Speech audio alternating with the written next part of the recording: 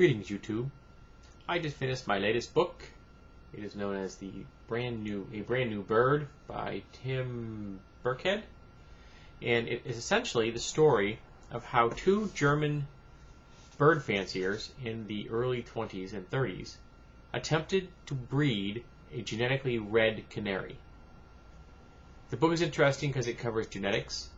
It's interesting because it covers the time leading up to World War II in Germany. It discusses eugenics, both in Germany and its use by the Nazi Party, and its use in politically used in Britain and America. But the bulk of the book is about Hans Dunker. While walking down the street one day, he heard a beautiful song, followed it, and discovered a local breeder who had trained some canaries to mimic a nightingale song. Now, the breeder in question had thought he had genetically engineered a canary that could sing the song because it was programmed into his genes. That's absurd. But what he had done is create a strain of canary that was very good at mimicking a nightingale song. So good that it sounded just like a nightingale. And at the time, and in the late 19th century, songbirds were pretty much like the MP3 players of that era. Everybody had one, and they enjoyed listening to them.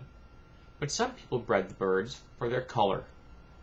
And that was what began to fascinate Hans Dunker, with the idea of taking the traditionally naturally dull green canary, which had become more commonly yellow in captivity, and had also been discovered they could make an orange breed, and create a red one.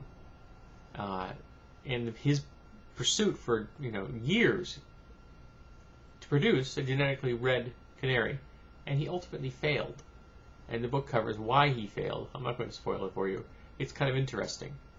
It's also interesting to see how his love of genetics led him to a belief in eugenics and the belief of racial hygiene, and how that was used by the Nazi Party, and how he himself became a member of it, and the ramifications of that after the war.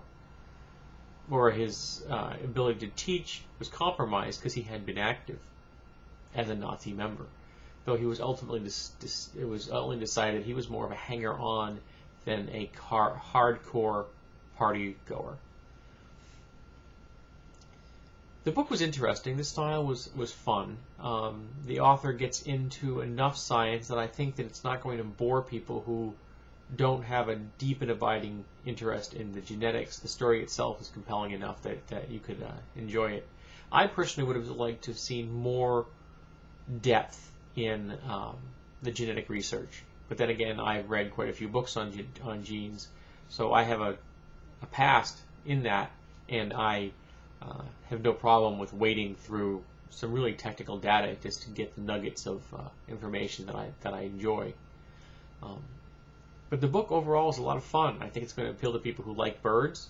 It's going to appeal to people who are looking for some research on genes, and specifically avian genetics.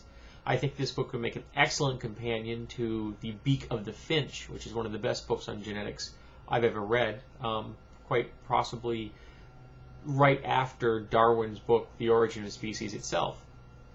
And of course, then there's Dawkins' books, which are also good. I also think this book will appeal to a number of people who have an interest in that time period of the 20s and 30s leading up to the war, and the eugenics movement that was seen in both Britain and America and in Germany. I find it interesting that prior to the war itself, that Americans actually had a much more hardcore eugenics program than the Nazis did. Eventually, the Nazis, of course, took the ultimate step and just started killing people. But the Americans went out of their way to sterilize people they thought were unclean or were defective, I believe was the term they used. And they did it quite extensively, especially to those who had mental handicaps. But overall, this is an excellent book if you enjoy a good science read. And I'll be passing it on to my mother-in-law, who is a bird fancier herself.